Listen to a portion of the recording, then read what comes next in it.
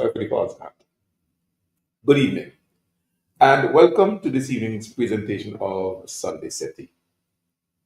I'm your host, Siam.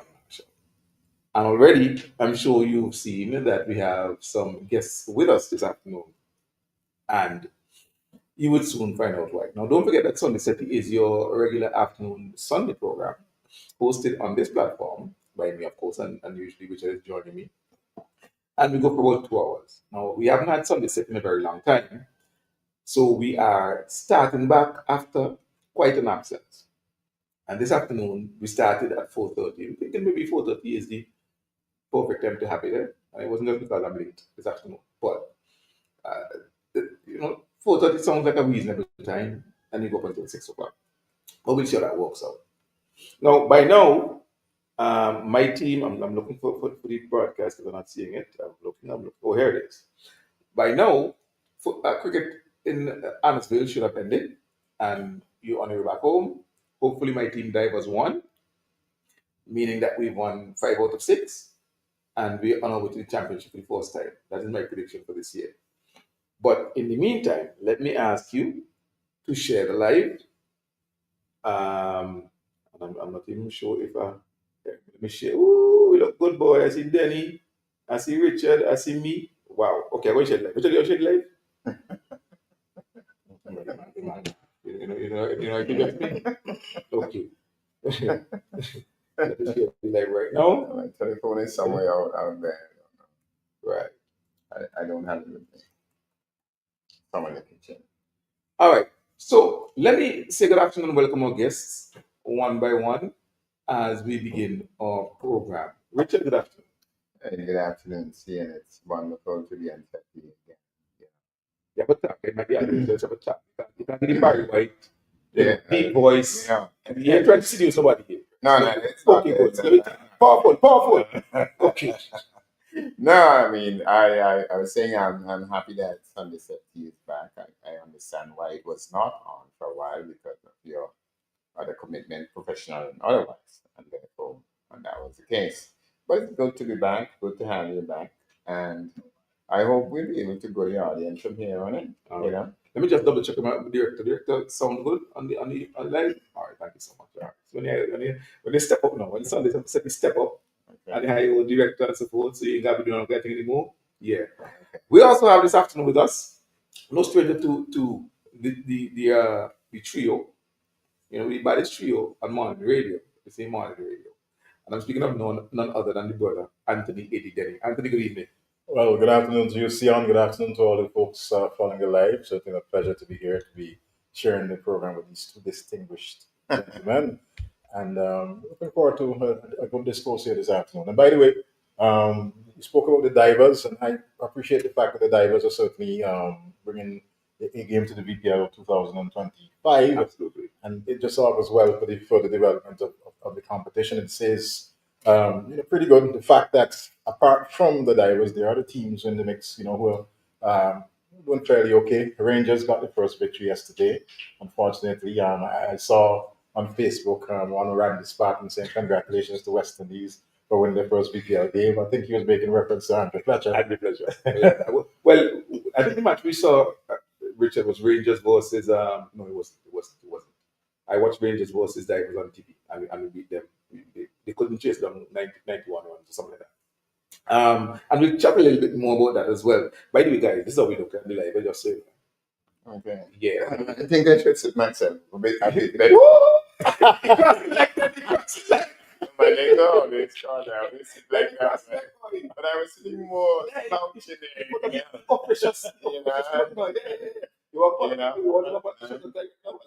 No. The thing is that Settie is supposed to be a first class program in a way.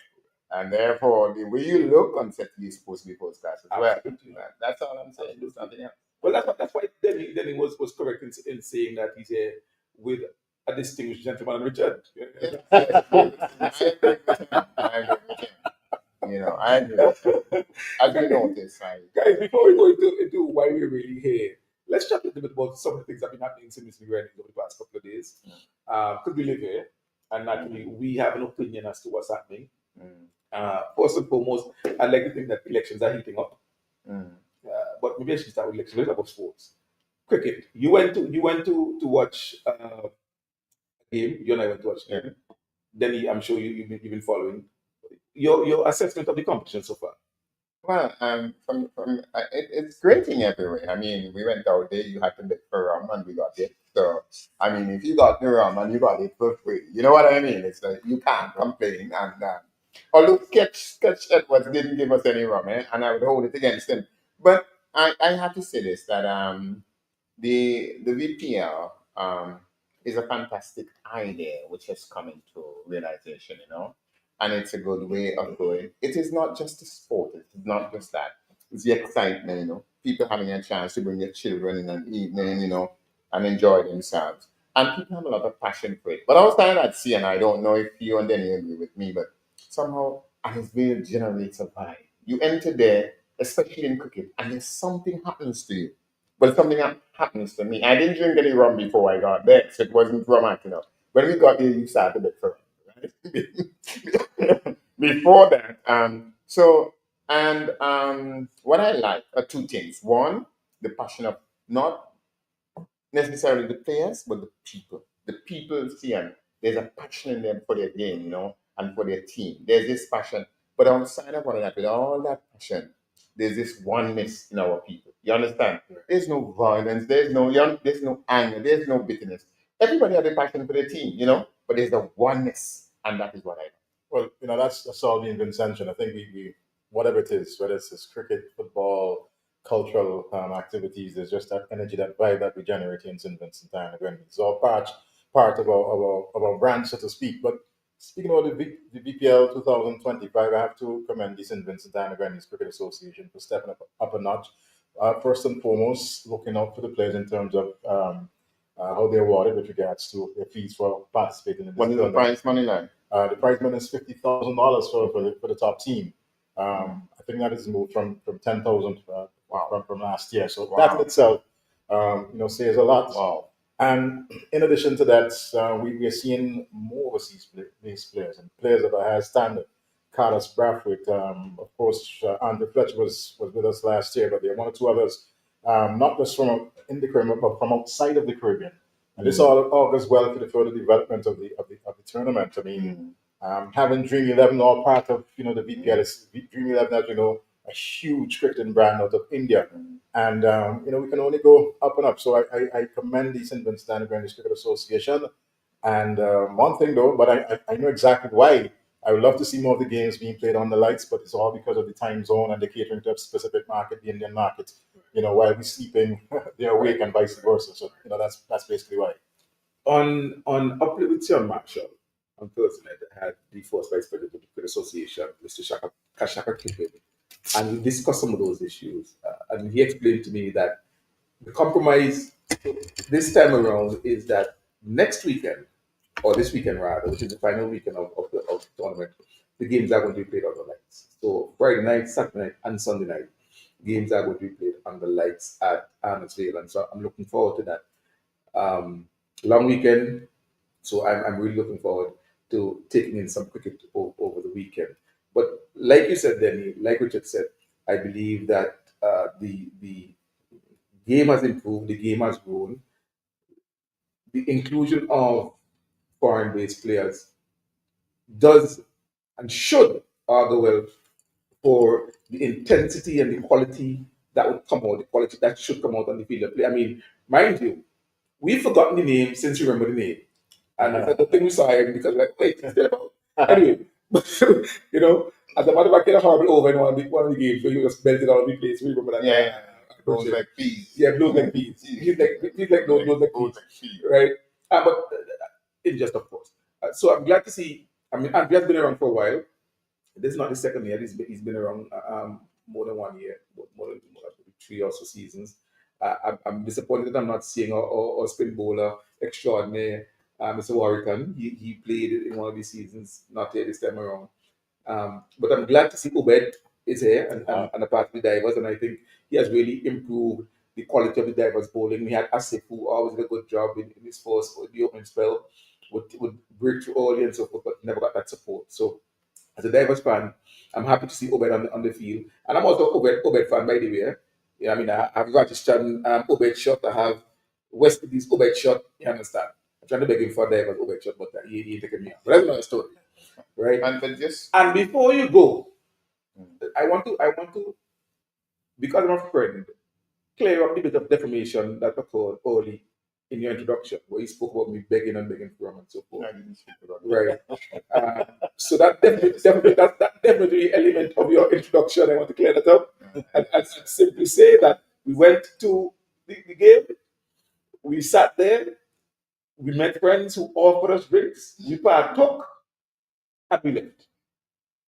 Okay. But I just wanted to ask this, and I don't know if I don't know. I just like to know how both of you feel.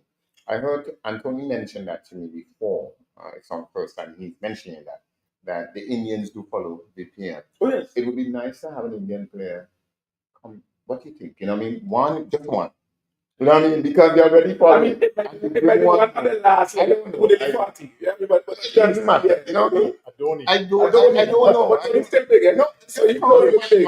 it only cost me because you mentioned before this thing, and to have, one, it might just be a magic. You never know. Well, if that is to happen for the VPL, it's going to be huge because the other leagues around the world are find it difficult to attract the Indian players, and it's because of the fact that the Indian Cricket Association, the BCCI, they both control the cricket in India. Um, First and foremost, in terms of emoluments to the players and contracts, Right. exactly, Okay. and a lot of cricket takes place in India. Yeah. You Yes, know? I know. So players, It's the they have more closest value. to their religion. It's There. more value for them staying at home rather than going out. Okay. But I just asked. yeah, if it happens for us, it's going to be huge. It's going to be a huge selling point. It would be. I Yeah. No, so far so good. Things are looking up for the PPL.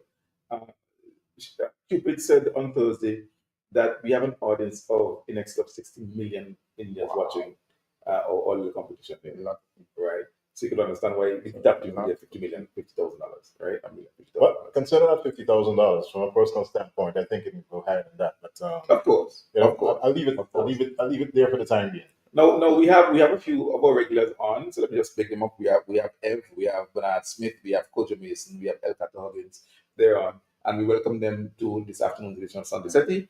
And we ask that you share the program. I've seen Evan others share, so thank you so much. Keep sharing so that other persons can follow. And Evan was making the point that Andre blasted the service today. Yes, one of our. Well, as Spartan say, yeah, West Division One. All right. Also, we have a number of topical issues because elections are in the air. So you have the issue of the decoupling of some of the sheets at the port that created some damage. You have the suggestion by the vice president of the NDP that if elected, they'll sell off some of the national, the state-owned, the hospital, the port, and so on and so forth. You continue to hear discussion of the CBI coming through or politics, and then of course there is the whole issue of the ULP itself and its own preparation for the election, where it's transitioning to young people and so forth. How do you see all of that as part of the mix right now? Well, maybe I can start the ball rolling first and foremost on the construction of the modern port in Kingston, the second largest capital project ever to be undertaken in the history of St. Vincent and the Grenadines, and first and foremost, the Unity Labour Party government ought to be commended for bringing yet, in my humble opinion, another game changer with regards to economic activity here in St. Vincent and the Grenadines. We've seen what has happened from the AIA, and no doubt with the modern ports, once completed, St. Vincent and the Grenadines, we're going to place ourselves in a position where quite possibly it can be a hub for ships crossing the Atlantic, heading up north, heading to the Pacific. So that is something that is huge for the country in itself. We're pretty much aware of Before we move the port, before we go up the port, I think I want to bring this in, and we've not had a lot of discussion on it, but we're aware, and for those who aren't, you probably under wrap that the US has started a virtual trade war with the whole world. Imposing tariffs on EU, imposing tariffs on China, imposing tariffs all over the place. And at this point, it is not just about goods being imported from China, but also goods touching the shores of the US coming from China or wherever, facing that increase. Do you see St. Vincent and Grenadines port occurring at a critical and possibly opportune time where maybe we can take advantage of a situation where instead of touching there, it can touch lower? I would say yes, but I'll invite Richard because he's the expert, to really touch on that particular aspect of things. But continue with what you were Well, saying. I was just making the point that the whole matter of the clutching that has taken place, and the big furor, for want of a better word, by the opposition. We saw it happen with the construction of the Agel International Airport. Just 6 months outside of the airport being completed, their so-called engineer, who's the same gentleman who made his proclamation relative to the ports, spoke about the runway, having to be reconstructed. It's going to take another 5 years and all whole sort of baloney. But that didn't happen. Within, as I said, 6 months, we had the Agri International Airports up and running, and we've seen what has happened to St. Vincent and the Grenadines over the last 8 years. As a matter of fact, yesterday, for a matter of fact, we had some 4 international flights touching down at the Agri International Airport.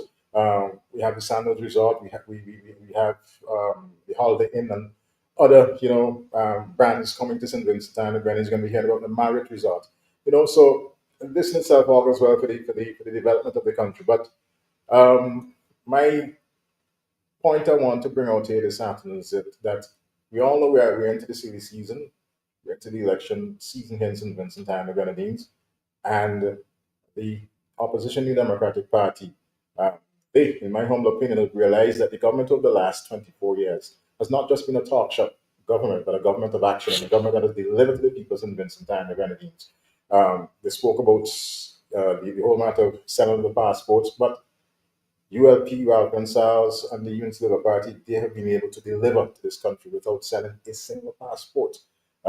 We have gone through so many challenges, from the April floods to very recently, volcanic eruption that took place on the 9th of April 2021. But yet still, we hear about a lot of success stories in education, in housing, in health, in all sectors. Agriculture certainly uh, took a bit of a beating, from Soufre and the other freak storm that passed us. But it was really good to hear just recently that we're planting English potatoes. Something to look forward so there's a lot of positive that is happening in the country, and it places the opposition in a situation where their proposal for the passport selling, which is not reverberating with those in the EU, even the US are making certain statements now with regards to that are not so helpful for the cause of the opposition.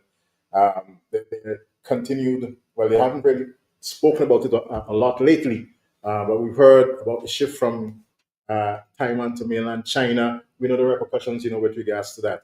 We're not really hearing, much about that, but it's basically just to say to us all that the Unity Labour Party, which celebrated its 24th anniversary of governance, uh, March 30 gone at Rabaka, one of the, if not the largest political rally to be held in the history of St. Vincent and the Grenadines, certainly was a defining moment, for the government, and a defining moment, in my humble opinion, going forward with regards to the election campaign in this country. Well, boy, he's sweet even morning school boy, telling you. Yeah, I mean, but he just was on a roll. He wasn't topic at all. Let me say good afternoon to Josh Richardson, who's in Bermuda, and Rochelle in Canada. Good evening to you as well. And thank you so much for logging on. Please share the program. But then we go further to you, Richard. You talked about the success of the government without the assistance of the CBI. What if someone says to you, but we would have done more had we been able to benefit from a CBI program? How do you respond to that? Well, we've seen what has happened in St. Kitts and Nevis. Prime Minister Drew spoke about it. The fact that the country has been exposed to rogues and criminals, and it has placed St. Kitts now in a situation where we heard recently out of the US, where they were marked as one of the countries where it will be difficult for the citizens, to travel into the United States. But even more, the European Union, as I mentioned early on, the position of the European Union is that with selling the passports, this compromises the security in terms of persons entering into the UK, into Spain, into France, into Germany, Belgium. And with that coming into the mix, it is becoming, there's a situation now where the value of the passports that are being sold on a as I speak, the value goes down, from day to day. So yes, there's a situation where um, there's the revenue, but very, very importantly, and I think this is so very much important for us in St. Vincent and the Grenadines, is that we maintain the fact that citizenship, as Prime Minister Dr. Albert says, is the highest um, office in the land. And we ought to maintain that. We ought not to compromise a situation where one morning or one day we will wake up and you hear that every single Vincentian who wants to travel to England for that matter have to go through a process of due diligence and ultimately, placing ourselves in a situation where it is going to be very difficult, for us to get into those areas. And it's not just on the whole matter of having the access, um, but from the various reasons. One of the reasons can be economic, quite naturally, and this is something that we certainly have to be mindful of. And I'm really happy and glad that the government has taken the decision not for St. Vincent and the Grenadines to get involved in it. We've been better. We've seen what happened in the last 24 years. We've built an international airport, bridge over Rabaca. The whole matter of how we educate our people, our children, our students, 104 scholarships, bursaries, exhibitions in 1 year. We didn't sell a single passport. Close to 2,000 tuition scholarships. We didn't sell a single passport, but it continues to happen for us in this country of ours. And for me, the risk is just too big. Appreciate it. Well, and to answer the question directly in terms of an election year, you have been a teacher, you're a trained teacher, you're a professional teacher by training. I taught, I didn't go to college to become a teacher, but at university I did pedagogy and things like that. And you also taught. A matter of fact, your father is known for being a teacher. Now, the elementary truth is this, that you mark your students at the end of the year. That's what you do. And when they get things right, you make a tick. And then when they get things wrong, you put an X. All right. And you calculate that and you say pass or fail. That's what you do as a school teacher.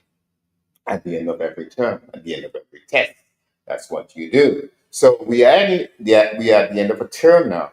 And the simple question is that you have two applicants for the job. And you have to mark X or you mark a tick. In my mind, you'll be out of your mind to have a tick. Or, well, let me say there are 100 ticks to be given, and you give 90 ticks here. And on the other side, you give no tick at all, but you go the other side. Oh, that just does not make sense to me from an elementary standpoint of a school teacher. I don't know if you share my logic, but that is what I'm saying.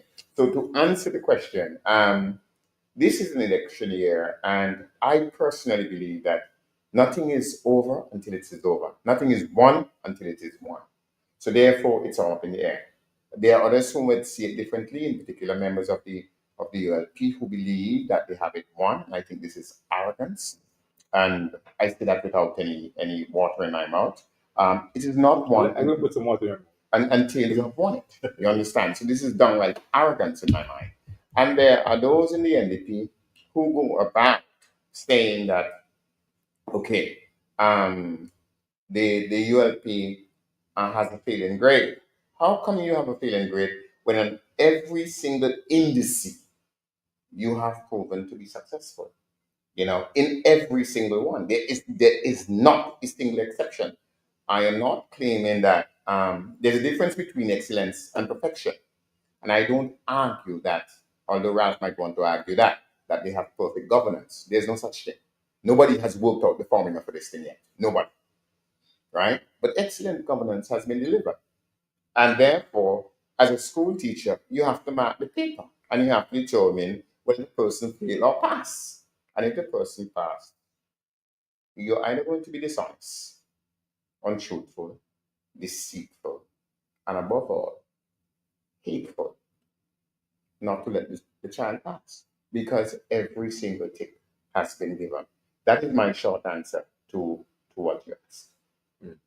And I did ask about the port and the position of the port. Right. Well, okay, Anthony had answered. Right. So it's a very interesting question, and for many reasons. You're absolutely right about the Trump tax. But before I answer our port issue, let me say this to you. From my understanding of economics, Trump's tariff will fail. And a matter of fact, as you know, he has withdrawn them, except for China. You understand? You know, because Which is the most meaningful one anyway. you know because you follow international news. With his tariff business, in 1 week they lost $3 trillion on the stock market. You know this. I don't have to tell you this, right? Even people within his inner circle, and conservative economists, right, as we call them, these people are all up in arms against Trump. So we know. One morning he wakes up, everybody tariff in the world, and the next morning, okay, we remove it for everybody except China. You understand what I'm saying? So he knows, right? He's making an ass, A-double-S. That's a word used in the Bible. So don't get angry. He's making an ass of himself and an asses of his followers. That is to answer the general question of tariffs. Now let's get to the question of ports. There are three things here that we must consider, and which you know very well, both of you know very well. Even if the port opens at the end of the day, it's a young port. You understand? So the major future developments that we want as regards trade will take a little bit of time. I think we all have to. That's all right. It will take a little bit of time. That's the first thing we have to do. Okay, it will take some time in terms of making the arrangements, etc. Second, I don't know. I don't want to push Gonzalez. I don't want to push anybody. But you all know of the BRICS, which is Brazil, Russia, India, China, and South Africa. And many people are joining this thing now. Okay? In terms of global GDP, the BRICS produce about 35% now. Some argue between 32 and 35%. Okay? And the whole G7, United States plus Europe, only produce right now about between 24 and 28%. So it tells you what is happening in the world. Okay? Now, the largest shipping nation in the world is China. There's no if and buts about it. Everybody knows that. The Americans, everybody know it. Okay? So, number two is this. Our economy, as it stands now, not due to any fault of our concern, not due to any lack of his understanding, not anything of that sort. Nothing of that sort. Historically, we have been linked to the colonial powers, the United States, etc. Okay? And now to break that and get into the BRICS is another matter, because ours is a very, very small country.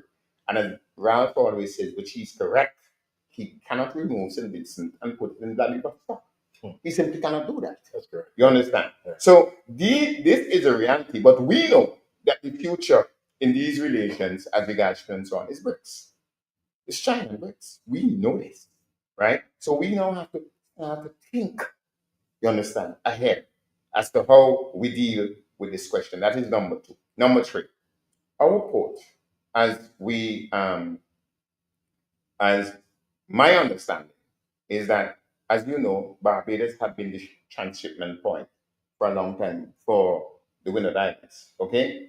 And largely also is yes. That's true. I think the long-term strategy of our port will become the transshipment for, you understand what I'm saying, for greater things. Exactly. But again, I come back to number one, it will take a bit of time. So, to answer your question, Sian, most people might not see it this way, but I see it this way. I think it's a very positive moment for us when the world is changing. You understand what I'm saying? When the revolution is taking place is when our port is coming on stream. People know that the word revolution. I think if we'd call it education plan, it might have been more accepted, but the fact that the word revolution is in it, Yeah. people are kind of, but scared about the use of the word revolution. Yeah, but I think you do agree that there's fundamental changes going on in international trade. We have it's a pivotal point in world history, world trade, and I believe that we can be poised, even if immediately we are considered as an option, even if not taken up as time progressive. progresses, significant earnings will continue to remain at the Precisely. front of minds as an option. Hey, that's the first segment of the program. We chat a little bit about some current affairs and so forth. Hope you enjoy that. Don't forget to drop your questions in the comment sections. My director would highlight it and we'll be able to get to your questions. All right, so please do that as the program goes on. When we come back, we chat Pauline Bramble, Mama Stairs, and book reading this Tuesday. Don't go away. We'll be right back. From the Bahamas to Guyana and from New York to Mumbai, the critics have proclaimed him a master storyteller. In the words of German sociologist Andrew Schluter, Dr. Richard A. Byron-Cox writes in the class of greats like James Baldwin, Toni Morrison, and Alex Walker. Distinguished Cuban writer and diplomat Oscar Ramos Oliva agrees, emphasizing Byron-Cox makes us travel as Shakespeare did to the depths of the human soul, while British writer Lisa Levy declares Richard A. Byron-Cox is a talented writer who paints a vivid mural of Caribbean life, and Her Excellency Andrew Bowman bestows on him the title Our Storyteller Par Excellence. Indeed, reviewers from every continent have paid homage to the brilliance of the writings of this our Vincentian son. Now, this master of the pen invites all to a public reading of his highly acclaimed, recently released The Story of Pauline Bramble. Come to the UWI Open Campus on Tuesday, April 15th from 6 p.m. to hear him read excerpts, following which there will be an open discussion, allowing you to engage him. There will be a book signing where you can purchase copies or bring along your already purchased copy and have it signed. This event is free, so come and interact with our acclaimed author, and you may just find out who is Pauline Bramble and judge for yourself whether Mama Stairs were in vain. It's an evening of classic Vincentian literature you really don't want to miss. Come and meet the man behind the work. You will not regret it.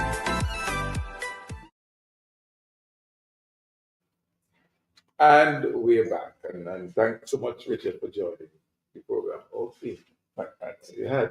All right, let me take a break again and let me just do the deal one more time. Let me sort out Richard and first. From the Bahamas to Guyana and from New York to Mumbai, the critics have proclaimed him a master storyteller. In the words of German sociologist Andrew Schluter, Dr. Richard A. Byron-Cox writes in the class of greats like James Baldwin, Toni Morrison, and Alex Walker. Distinguished Cuban writer and diplomat Oscar Ramos Oliva agrees, emphasizing Byron-Cox makes us travel as Shakespeare did to the depths of the human soul, while British writer Lisa Levy declares Richard A. Byron-Cox is a talented writer who paints a vivid mural of Caribbean life, and Her Excellency Andrew Bowman bestows on him the title Our Storyteller Par Excellence.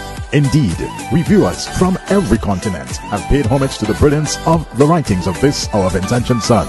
Now, this master of the pen invites all to a public reading of his highly acclaimed, recently released The Story of Pauline Bramble. Come to the UWI Open Campus on Tuesday, April 15th from 6 p.m. to hear him read excerpts, following which there will be an open discussion, allowing you to engage him. There will be a book signing where you can purchase copies or bring along your already purchased copy and have it signed. This event is free, so come and interact with our acclaimed author, and you may just find out who is Pauline Bramble and judge for yourself whether Mama Stairs were in vain. It's an evening of classic Vincentian literature you really don't want to miss. Come and meet the man behind the work. You will not regret it.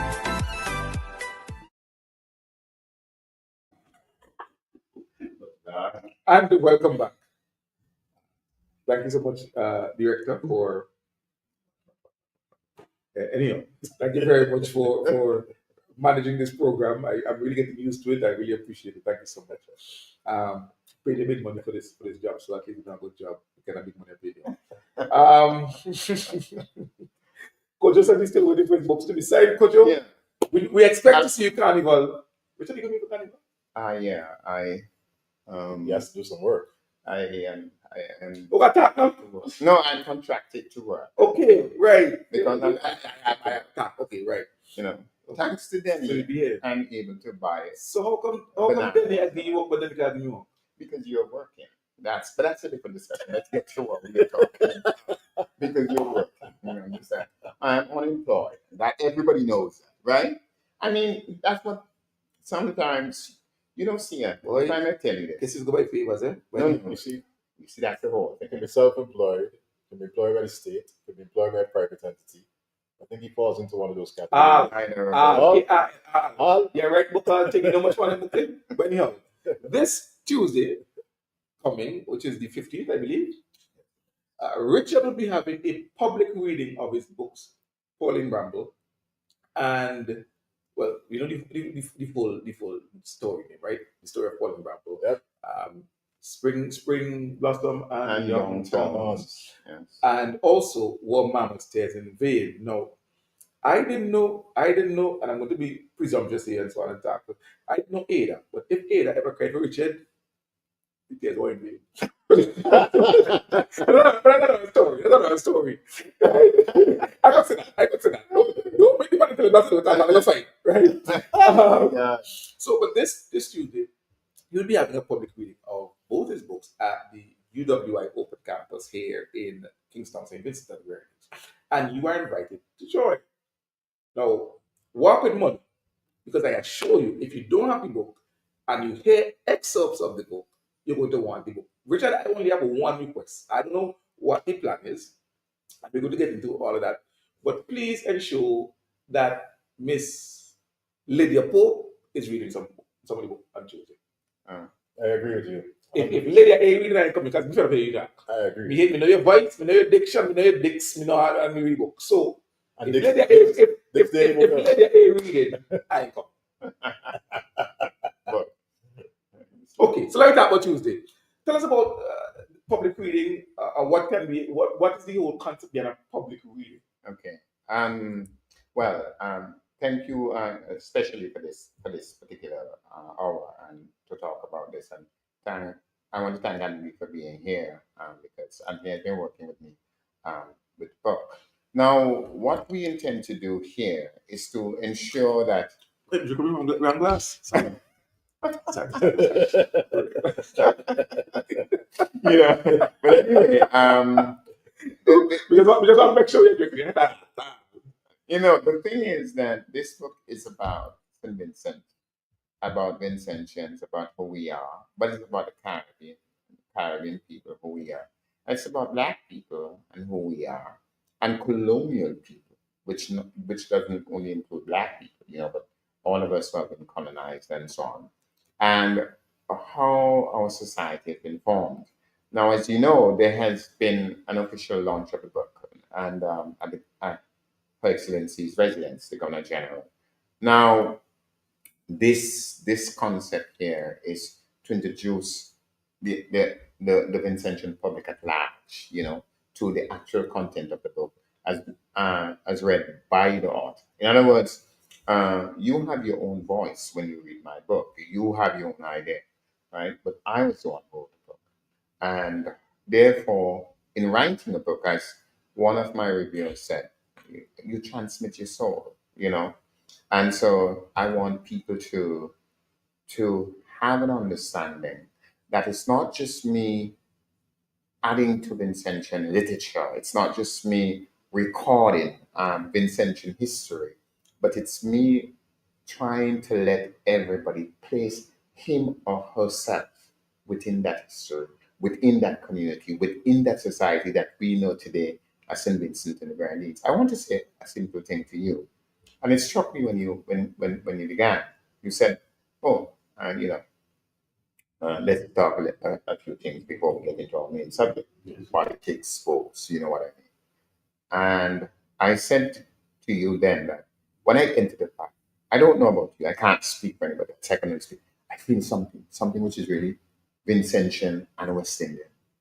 Seeing, I'm sure you may have attended cricket matches in England or whatever, somewhere. I did. But I am pretty sure the atmosphere is completely Different, yes. different. Yes. There's a soul to the Caribbean man which you cannot explain. You know, there's a soul to this person that we call the Caribbean in his appreciation. Even you, I see it in you. Even in you, Mhm.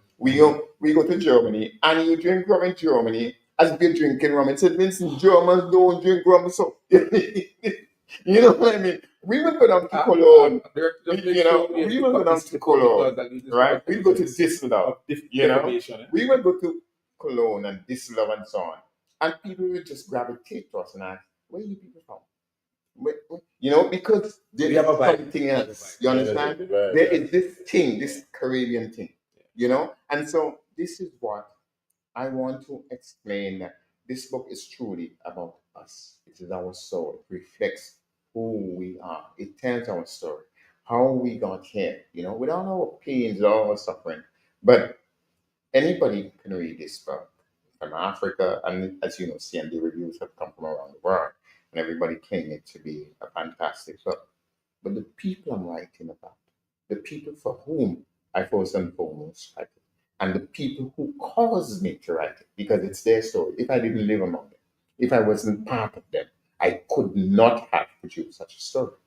You understand? And so, therefore, for me, it is me now and the people talking about the story, which is our story. You know, there's a story in the book where the villain of that particular story decided to commit suicide. Yes. And he did so by ingesting a particular liquid. Yes. And my director, who read the book, wanted to know how you could tap or drinking Amazon so vivid. That was the question. That was the question. You were extremely vivid Yes. in your description of Yes. that suicide. Yeah, but people have also asked me, how can you be so vivid about writing about rape of a woman? You're not a woman. Nobody's raped you. So how do you do this? You see, this is what I'm talking about. That let me give you an example of what I mean. Seeing, I remember once I was talking to you, and we were talking about music, and all of a sudden, you hit upon Kitchener, Alvin Roberts. What was the song again? My favorite song? Yes. My favorite song? These? Reno Rama. Reno Rama. Venerable. And you hit on it. And for the first time, I realized that a boy who grew up in a Christian home with a very, very Christian mother understood the soul of Calypso. And there's only one reason why he could have done it, because it's his soul as well. It spoke to him in a different way. And it's true. And you might not have analyzed it that way. But think about it. You were brought up with a very strict Mrs. Marsha. Understand? That music, Extreme, that music couldn't, you know. those music played when she wasn't home, and for the time you realize this man will come to the road and come on the radio. But I heard you talk about Rainer, in the depth in which I would speak of it, although I was exposed to it from the day it came out, which was not your case. No. You understand what I'm saying? And it is because there is this soul. You want to know how I was exposed to Reno That we know. I was exposed to Reno. Back in the late 1990s, early 2000s, I sang tenor for the New Kingston Chorale. And we were performing at the Heads of Government Conference in That song. Plattsburgh. Okay.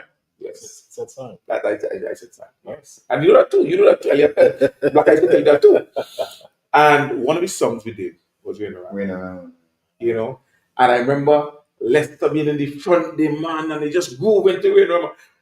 But it's the fact that our choir, at the time choir, was the best choir that ever, was able to put harmony to a calypso. Mm. And really sweeten it up. I mean, of course, yeah, fantastic, like Donna, Williams. Donna, Ellie, Ellie wife now. Williams. Ellie, no. Clark? Donna Clark on Well, she was a piano. Williams. She was a Williams. I know it's a Williams. So Donna Clark on piano and Jeff Mundop on the bass and so on. And it was really pulsating and so forth. And I fell in love with Reno from practicing Reno. And of course, as I said, as you said, I listened to it and soul of it and so forth. So you're right. There is that soul, and there is something that, as you said, maybe it's because we share a common colonial past, that a lot of the places where people read the book, they were able to relate to it, because as victims of colonialism, we all suffer that history, the rape, the thing and so on, and the legacy that colonialism left. And that is why, as you know, there are people from India who have reviewed my book. There are people from Africa who have reviewed my book, and people from our Caribbean who have reviewed my book, and so on. And they all relate to the story and what the story tells. For me, personally, I think a true author of the people who wants to tell the people's story, he must be able to face them in a direct way and say, I spoke in your voice. And they must be able to challenge him and say, oh, no, you didn't. You know what I mean? And please explain. It's like our director here asked, how can I be so vivid as regards drinking Gamazone? Have you ever drank it? No, I've never drank Gamazone. Jesus, if I had done so, I'd be a dead man, I suppose. And other people have asked me, women have asked me, women who have been raped, told me, I'm not joking, told me exactly what you wrote is what I feel. Exactly. Exactly. And how do you know this? How can you know this? You see, as I said, it's just like you. Or Tony and I have heard him talk of things, Like I would go to the studios of Star and say, look, let's do this. And he hadn't heard it for many years. In cases, he hadn't heard it at all. He didn't know it exists. But then the music itself hits him, and the message itself, and there's only one reason for that: the Caribbean soul. You see, lastly, the person who came up with the contemporary idea of a Caribbean civilization is Ralph Gonzalez, right? He is the one who popularized this thing. And as far as I know now, the University of the West Indies, is going to do that. But listen to this. This part of it I like is the excellent Vincentian component. You understand what I'm saying? Mhm. Because at the University of the West Indies, and you know this, we're not trying to chastise anybody, I'm saying, but you know this very well. You have studied here, you're from the Caribbean, you're from this country. There's not been a single Vincentian book on the literature list of 60 at no point in time at all. So what is this exceptional Vincentian component that Wright is talking about? You understand what I'm saying? Right? Until they honored Dr. Frankie McIntosh and Dr. Alfred Leggett Cyrus. Everybody else get doctorate. Shadow get doctorate, Sparrow get doctorate. Everybody got except St. Vincent and the Grenadines.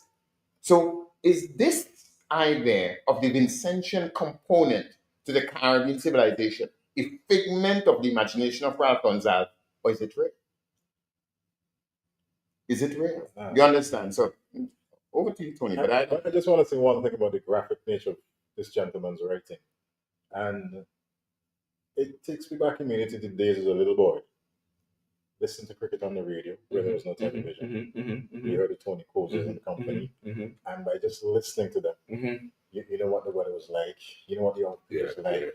You know where the weather not Tante was in the stand. You know, that vivid way in which they brought things over was just absolutely remarkable. Well, you would notice, Denny, it means that you experience this because my father would watch TV but listen radio. Exactly. So you turn the TV right and on. watch it, but the commentary was so fantastic. Oh my God. I'm aware of that also. Yes, Right? I did that too. So this gentleman, in my humble opinion, has that special mind. No doubt has had the experiences in terms of whether, well, specifically the whole matter of Grammar Zone, and no doubt he'd have heard of a person's experience. And being able to I'm denied that, but it's okay. Yeah. and being able But to Grammar Why Zone, being able to relate it. And this is just a remarkable thing about him. I can just bring in a personal experience. I remember 3 or 4 weeks we went to a bar. I'm not gonna call the bar name. And the bartender was, he turned to the bartender and he said, "What do you want to do about Georgetown?" The bartender was like, "Georgetown? What Georgetown here?" He been there, he went there too. And the graphic way in which he came across, the poor bartender felt like there was just something that happened. Nothing happened. I don't know anybody in George. I don't know anybody. That's just the nature of the man. How as we look at the book, we talked about the book extensively when you came to Birmingham. Yeah. But you were able to very craftily weave elements of humor and so forth in what is really a very serious story. I know personally, as I said to you, my story is my favorite story in the book is the one from Antigua, Yeah. that from Antigua, and that one had me on a roller coaster of emotions where moments I was angry, moments I was laughing, moments I was really angry, you know what I mean? And other moments I was sad because of the experiences being shared. How do you manage to strike that balance, Richard? Well, the thing is, that The thing is, no, so Roxanne is villain, actually. Yeah, I don't know. I don't, disgusting. yeah, but the thing is this, that it's happening right here. We're talking very serious things, but at the same time we're laughing. At the same time we're bringing in the joy, even though we're talking serious things of politics and so on and so on. It happens in the cricket as well. You want your team to win, you're passionate, but there's this joy. You understand? Because our lives, with all of the misery and suffering, we learn to be happy somewhere there. Marley made a song for his children in the ghetto. And in one line it said, in the ghetto, bitter was sweet. So in all the bitterness, we learn that, look, if we are to allow this bitterness to make us bitter, we could never be good people. Somehow or the other, and you see that in, for example, I don't want to praise your mother, I'm not praising, I'm just simply saying the truth. Right? Right? I heard mention coming. You see, She tells you to come. You I hear never me said- that, brother? No, I Me, never said Terry, Richard go chateau, and we was supposed to go No, to church, and I we never didn't go. said. But I don't know what I'm No, I saying. never said. You go touch You something. know, You go touch but the thing is that these people will always determine that you should do good, that goodness must follow. Yes. You understand? And in goodness, there's always joy. In goodness, there is always joy. There cannot be goodness without joy. And so therefore, in my writings, what I reflect is what? My people. And they had their sad moments, their bitter moments, their horrible moments. But in all of that, they were good people. And goodness always have what? Joy. You see, so I know when you started to read the book and you met ghosts, you just started to Ghosts are funny. you met ghosts and ghosts, you just started to laugh. Ghosts one. If But you walk say, But you walk say. But you know that I was not making up a story. We have men like that across this country. You meet a girl and they you come to find my public because in all of that, right? And we're talking about the seriousness and striking the balance. Let's for example talk about the incident that Lydia read between Mrs. whatever her name and Mr. Costa. Mr. Costa. Yes. And And Pauline, yes. The other element is overdoing it, the overboard, Yes. the extreme. Yeah. But he was still able also to manage or quite properly avoiding extremes. Like I was speaking to someone very close when I was saying, listen, in our days going to school, shut up and shut down was cost. Shut up and shut down was cost. And telling them the mouth stick was an admit. The mouth stick and admit them because they embarrassed the Now people resort to violence. It's a lot more physical. But you manage, Richard, to be able to not overdo, even as you told the story. So you struggled. You went from joy to laughter. You went from sadness, pain, to excitement, and in all of that, you still manage to keep it within the parameters of what we know to be the reality. Well, the thing is this, that, and I that's the last time I'm saying that. But the fact is that is really and truly what I see in this society. And you're correct in that this or that might be a fight word, but man, you 200 and you go home, bang, bang, and you go home. That was it. You understand what I'm saying? And tomorrow, you need, what I mean? You go again, right? And I think that what we don't seem to appreciate is that common suffering made us share more. And now, because we are individually successful, okay, you might achieve this or Anthony might achieve that and so on, we become individually privileged. And so that blinds us to societal. The atomized Yeah, individual. yes, because we are individually privileged. And because we are individually privileged, it blinds us to societal So it suffering. becomes my body, my choice, as opposed to Yes, the vaccine that yes. protect You everyone. know, and at that time, you had a community, because if you follow the book carefully, for example, Mama Paris built her house purely of oil jumps. And this happened in this country. And anybody who know the history of this country in the 30s will tell you, so people live in a house from roof toward everything was oil jump, tinning. But she didn't pay a cent to build it. She didn't pay a cent to get a single drum. All she did was cook some pillow. Might think about that shower. On Sunday, this week, the man come build half the house. The next Sunday, they come and build the next half. Because we all suffer. And so therefore, individual privilege didn't exist at that level. And therefore, it didn't blind us to societal suffering. It didn't blind us. I just want to highlight something. Maybe ask Richard a question here. Mm. In my humble opinion, in the way in which you would have used dialect throughout Mm. the entire novel, but you used it in a way that it was pretty much balanced. That Mhm. the international audience, Yes. somebody from Nigeria, from India, and you saw it in the reviews Yeah. in the book itself. Persons making remarks with regards to how well the dialect was used, and they, coming from a totally different background, totally different culture, understood exactly what was taking place in the book. How did you balance, so to speak, the use of dialect to really bring out what you wanted? Well, firstly, I was determined to tell our story in our voice.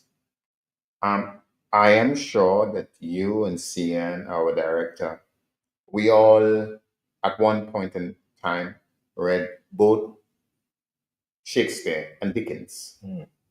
And if you read Dickens, whether it's Great Expectation, David Copperfield, or Oliver Twist, or whatever, it's Tale of Two Cities, all of which right there on the shelf.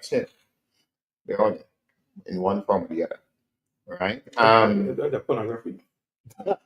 There's no such you They're all bona fide, all bona fide, all yeah, bona fide. right? But what you find there is people. I mean, I think that Dickens was born in 1812, and he covers the British society at the time. It is vivid, vivid in every way. The characters are vivid, but the speech is vivid. Now, who best to tell Cian's story? Cian or somebody else? Yeah. And if we want to know the truth about Cian's story, should it be said in Cian's voice or in a British person's voice? That was the question I had to ask myself. And I'm telling my people's story, and we have to say it in our voice. But we have to say it in such a way that the rest of the world would listen to us, understand us, but more than anything else, find it interesting to want to, hear this voice. Exactly. And let us be real here. There's a woman called Louise Bennett. She's from Jamaica. Yes. And she's the first real poet who became very famous using not standard English, but the vernacular or the patois, as we call it. And I don't know if you remember this poem, Colonization in Reverse. Yes. But I remember the first time I heard it. What a joyful news, Miss Matty. Me feel like me heart going bust. Jamaica people colonizing England in reverse. And when I heard this, I was like, oh my God, this is so beautiful, And so I was convinced that language is the medium through which culture is transmitted. Language first and foremost. First and foremost. So from the older generation to the younger. But in the same way that British English has the right to exist, and French has the right to exist. You understand? Mhm. Our patois have the right to exist as well. Mhm. And we have made more contribution to contemporary development, global development, than any other people. You know, you would go to Liverpool and Manchester and so on, and you would see wonderful buildings. And once I went there as a student, telling this story, and a friend of mine, a British friend, said, you know, look how beautiful. These engineers must have been great and so on and so on. And I said, yes. They were built with the engineering genius of your engineers. But every block here is cemented with the blood of my people. Because Liverpool was the greatest slaving port, you understand, in the history of the transatlantic slave trade. To this day, he doesn't speak to me. Every block is held together with the cement of my blood. Don't forget that. Let's come to this thing here. Now, what I think is crucial in all of this is that our voice must be heard not in the way they want to hear it. You understand? If we say it in their way, then it's their voice. Exactly. And our voice must not say what they want us to say. Mhm. And our voice must not say what they feel. Okay? And our voice must not say what they think. Our voice must say those things from us. How we feel, how we think, who we are. But as he is saying, it must be said in such a way that they must understand it. Otherwise, we're just shouting in the dark. We're like dogs baying the moon. That's what it is. Understand? And what sense be the moon? The moon ain't listening to you. You know? So just to finish on this, so to get this clear. So as I told you when we were in Bowling, the key to this wasn't really Louis Bennett. The key to this was not Jamaican. Harry Belafonte. Mm. Remember the song? They, Yeah. me said, daylight come and me want go home. He didn't say daylight come and me want to go. Daylight come and me want go home. Mhm. You understand? But the whole world Understood. understand. You understand? So I had to find a way to say it in our voice in the same way he said it in our voice, but to make them understand. In the words of Ziggy Marley, Black Man's Story. That's Not his story, but my story. Which reminds me, Denny, you gotta stop planting English potato and start planting dialect potato.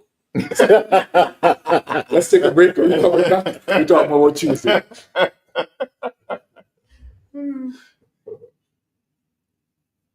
From the Bahamas to Guyana and from New York to Mumbai, the critics have proclaimed him a master storyteller. In the words of German sociologist Andrew Schluter, Dr. Richard A. Byron-Cox writes in the class of greats like James Baldwin, Toni Morrison, and Alex Walker. Distinguished Cuban writer and diplomat Oscar Ramos Oliva agrees, emphasizing Byron-Cox makes us travel as Shakespeare did to the depths of the human soul, while British writer Lisa Levy declares Richard A. Byron-Cox is a talented writer who paints a vivid mural of Caribbean life, and Her Excellency Andrew Bowman bestows on him the title Our Storyteller Par Excellence. Indeed, reviewers from every continent have paid homage to the brilliance of the writings of this our Vincentian son.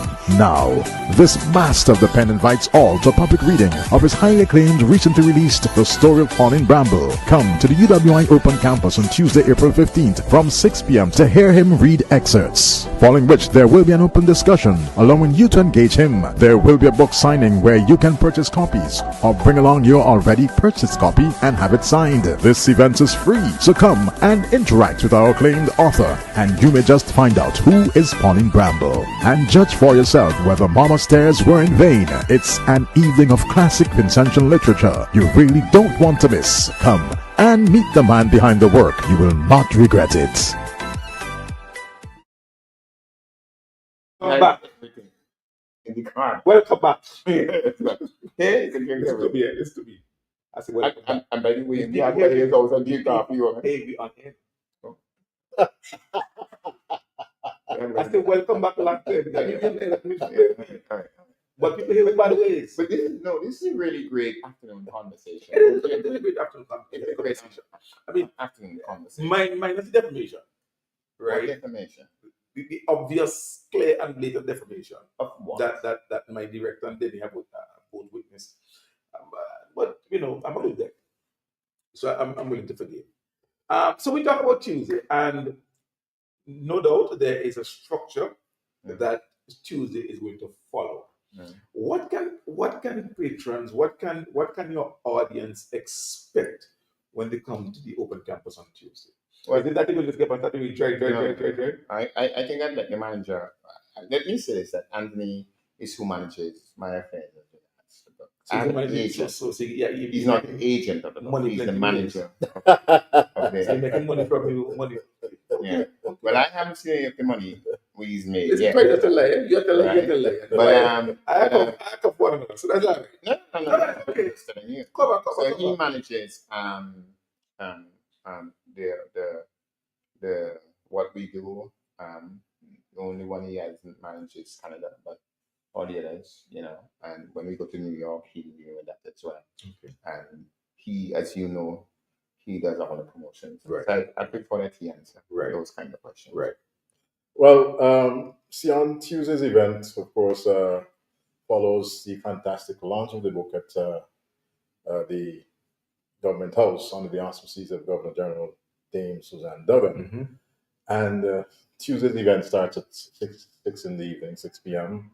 I'm particularly happy that on that evening, the persons who were honored at the actual launch, Winnie Batiste, who's a stalwart in the whole matter of culture in St. Vincent and the Grenadines, Junior Pollard,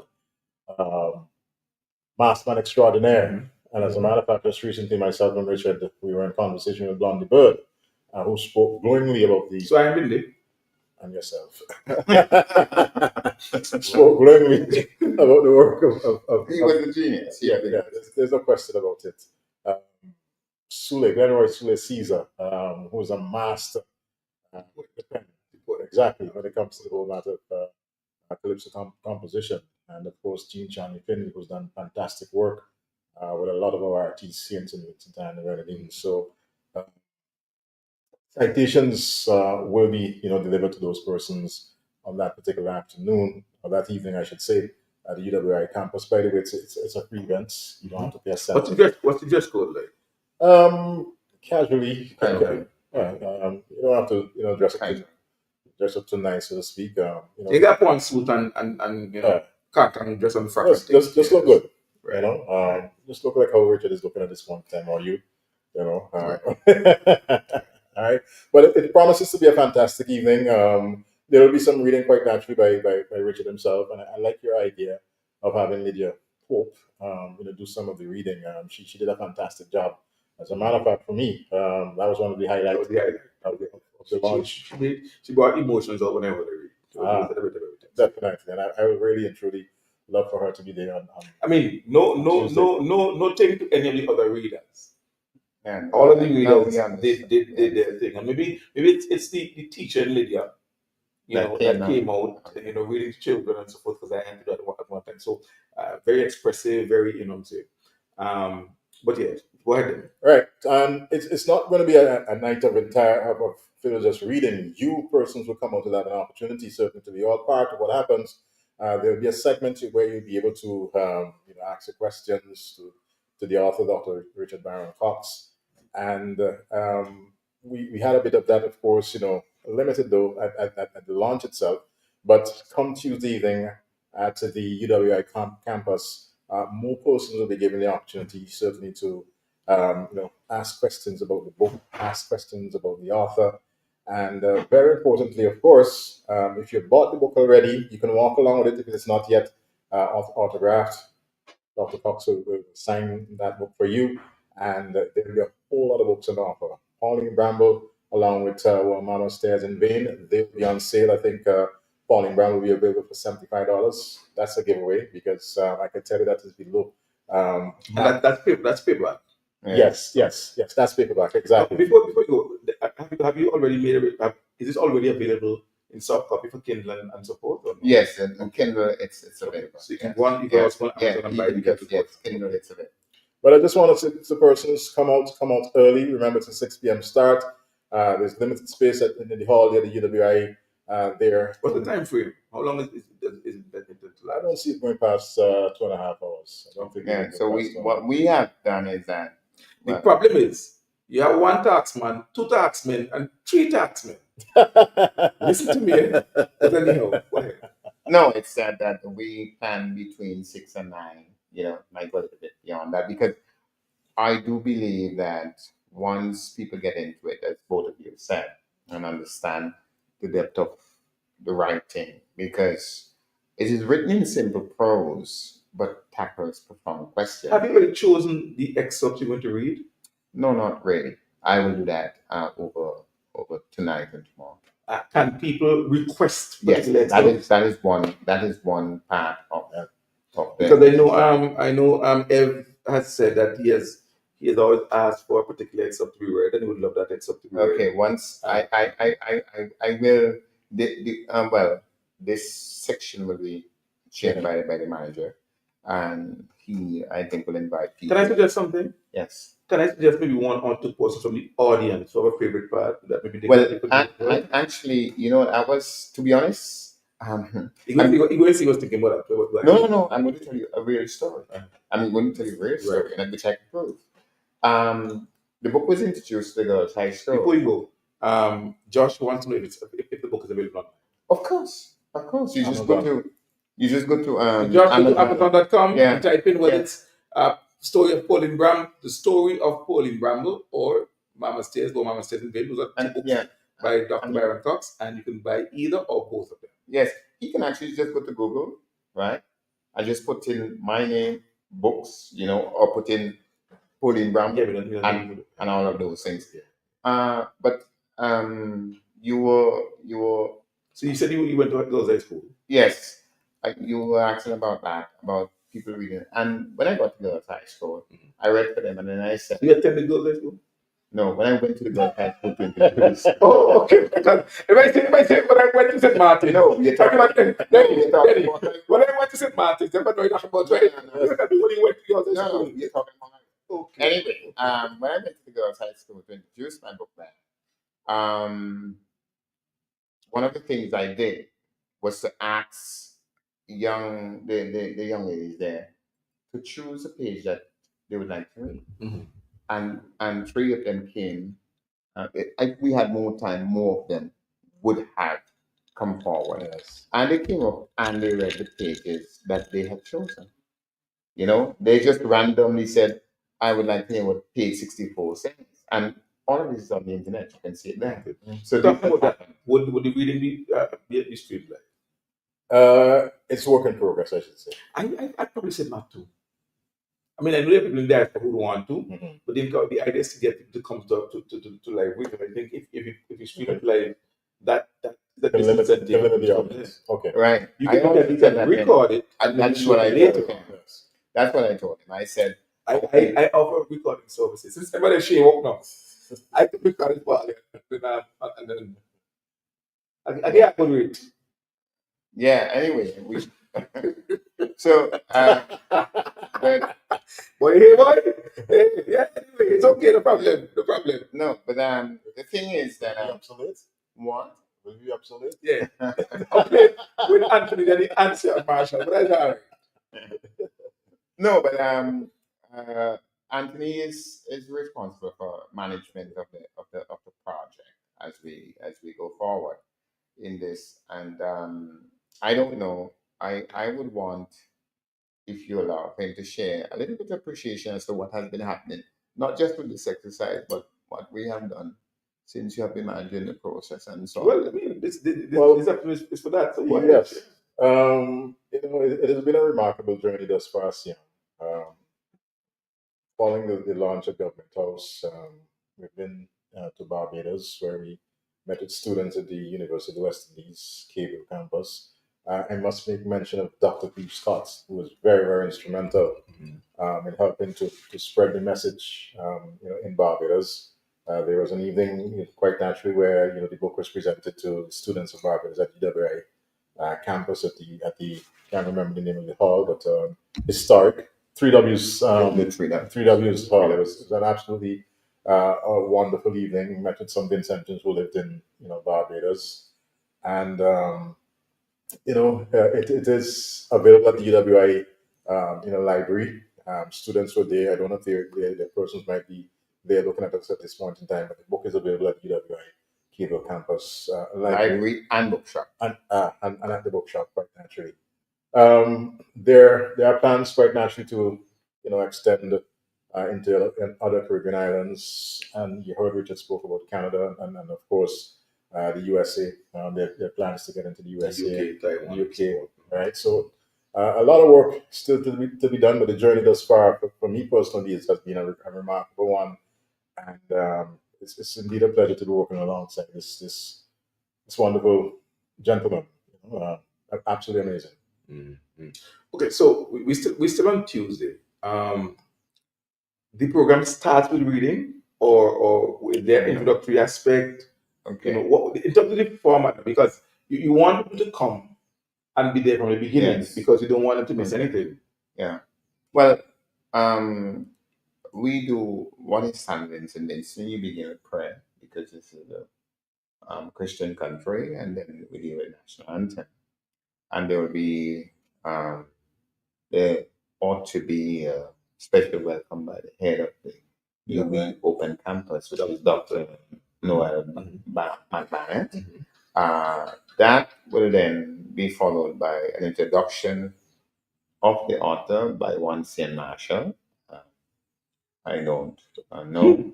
Then the readings will follow. There You is, sure you are that? right? Is that it? Yes. If that's one time, I was looking at the Robin. I want me to blues for the introduction. Hey, I want me to blues. You had to be Yeah, yourself. listen to me. I want me to blues for the introduction. Because, boy, So the what did I author, hear? What did I hear? More than January about. but I think Give it up, like, before the author is actually introduced to do any reading, we'd have the readings from suggestions made by yourself, Miss Lydia Pope, right? And we'll be asked to do a reading. And probably my daughter, one of my daughters, can be with us for some reading. Just before you continue, Richard, Joseph Charles asked whether or not the event will be streamed. At this point, it is No. going to be recorded and we televised and we streamed later. Yes. But as in live streamed, more than likely not. So the encouragement is for you to be there. Now I understand that there may be some transportation issues for individuals who are outside of the surroundings of Kingstown, and we understand that. But the idea is for you to come to the UE and be a part of that live audience. Yes, and if I may add this, I also like you to come not purely because of the book and what we're going to do. That's the central part of what we're doing, but in appreciation of like the Honorable Renee Batiste, because we will deliver to her the frame citation, which is beautiful. I consider myself, and to Miss Jean John Finley, Yes. and as Anthony has said, to representative of Julian Pollard. So in support of these people, I also invite you to come. And then we would have, which is what I'm looking forward to, the open session, where people would be allowed to ask me questions, not just about the book, but why I wrote it. What is the foundation of it? Mm-hmm. And everybody, there's always this question: who is Pauline Bramble? Everybody asks, who is Pauline Bramble?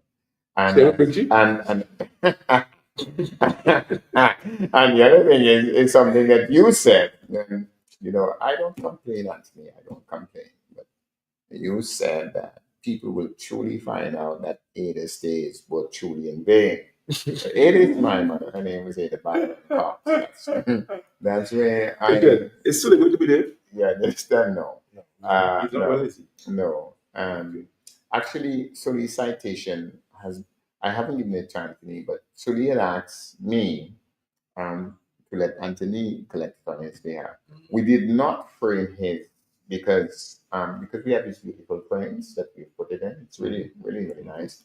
And I didn't do this on my own. I asked Miss Jean Johnny Finley to choose the frames for us, and she's a woman of beautiful taste. So the choice was made by Jean, my Miss Jean Johnny Finley. And no one, people don't like it, blame G. Right.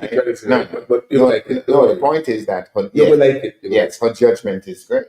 That's my point. So, and Any entertainment? well, no, we did not. The entertainment is the book itself, and I said because, like I said, they would show us a time. yeah, Break. I never asked about Sully because Sully doing reparations, a beautiful break of that song reparations. You know what I mean? Because I think it falls with the theme of the evening. But 3 hours of talk, it wouldn't hurt to have something musical in the middle of it. Yeah, I mean, the thing is that Just a thought. no, it's a great song. The thing is that, to be honest with you, You guys sing. So forget karaoke. But So don't come. Don't. Listen, if you're going to say you could do a karaoke in the middle, forget that. no, that was not what I was. Oh, going okay. to say. Just making sure. There are two words in the English language. One is presume, and the other one is assume. Right? Exactly. Right. I'd leave it at that. Right. Most So people. they're one and two. There's also preempt. I preempted it. Right. No, in this case, that's when. So we come to the end of the program. Right. We come to the end of the program.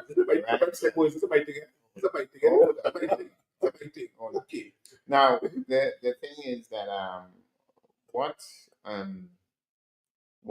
we want to do, what the manager, I should not speak for him, but what the manager and I have agreed is that it shouldn't need enough great entertainment and even of satisfaction for the people. Right. So if we think that there should be something else, then we still have a couple of days. Still have the time, Yes, because for example, the idea of video potpourri is your idea. We didn't have that idea, but now we certainly do. Ideas, man.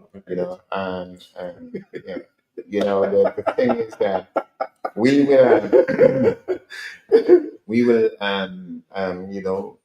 it's not that we have the assumption that exactly how we design it as it stands now is the end all and the be all, as they would say in Latin, the alpha and omega of everything. We don't assume that. So we can still tweak it and adjust it as necessary. Very well.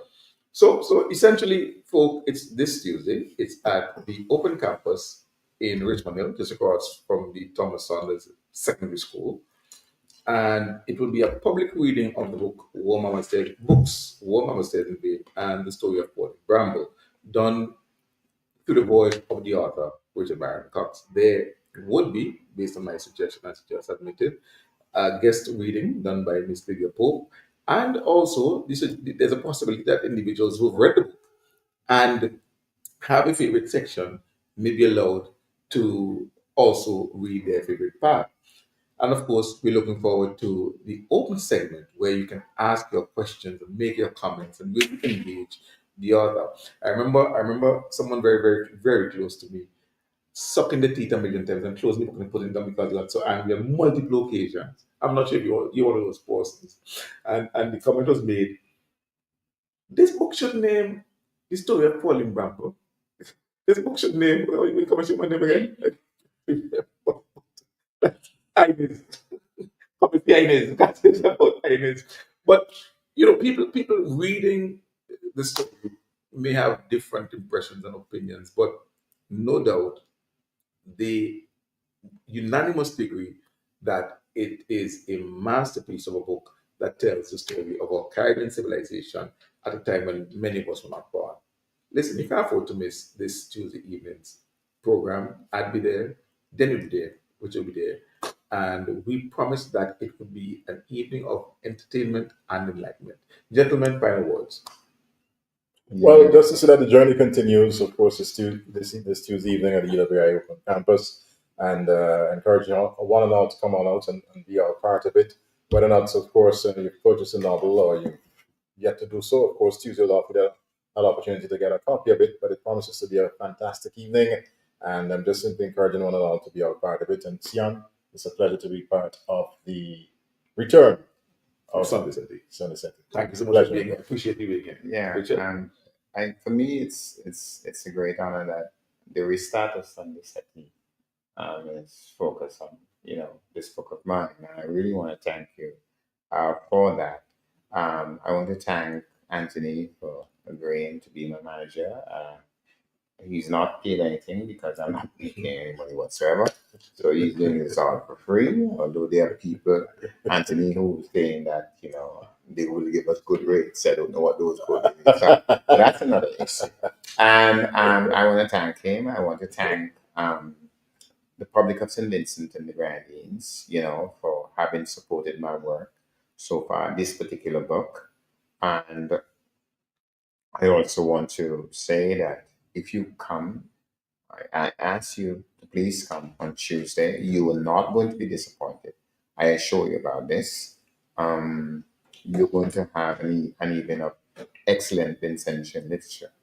And finally, I think it's important that we understand, all of us, that something like Sunday Setting, this for me is a perfect example of what Sunday Setting is. Getting behind the scenes, really educating the people. I'm not talking about my book. That's beside the point. But really getting into these issues, because every Monday morning, Tuesday evening, and Saturday midday, it's all politics, party politics. Nothing is wrong with that. This country is probably more political than any other nation on the face of this earth, But what happens is that the other important things, culture, literature, the arts, music, it's never investigated, and through the development process. You understand? I think this afternoon Sunday Setting is an amazing Sunday Setting, not because of my book. Let's forget my book and forget me.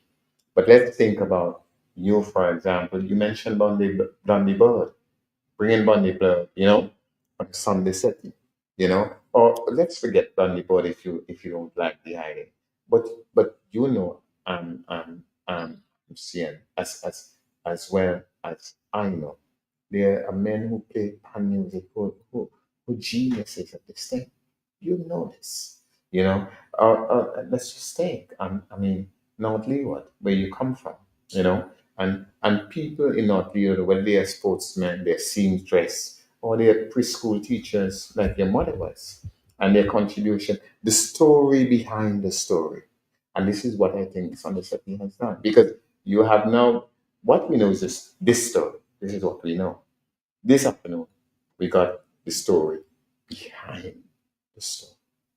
So I think this is the great service that Sunday Setting can do for this country. It's your program, not telling you what to do, but I'm just telling you my appreciation of what I think. And with that, I thank you so much, Richard, for being a part of this program. By the way, Denny, what are we sitting on? I was sitting on a branca or some sofa. A branca. Hey, I call it a sofa. So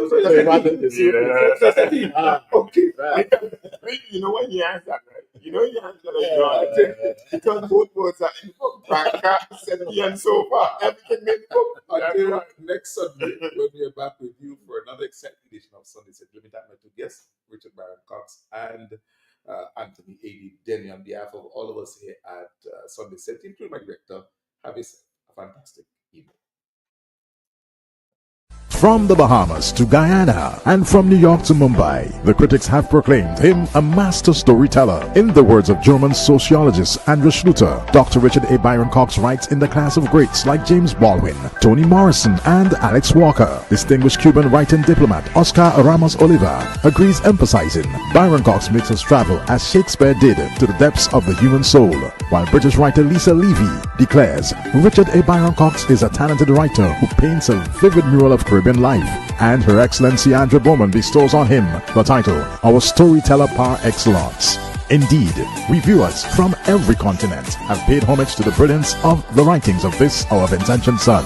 Now, this master of the pen invites all to a public reading of his highly acclaimed, recently released The Story of Pauline Bramble. Come to the UWI Open Campus on Tuesday, April 15th from 6 p.m. to hear him read excerpts, following which there will be an open discussion, allowing you to engage him. There will be a book signing where you can purchase copies or bring along your already purchased copy and have it signed. This event is free, so come and interact with our acclaimed author, and you may just find out who is Pauline Bramble and judge for yourself whether Mama's tears were in vain. It's an evening of classic Vincentian literature you really don't want to miss. Come and meet the man behind the work. You will not regret it.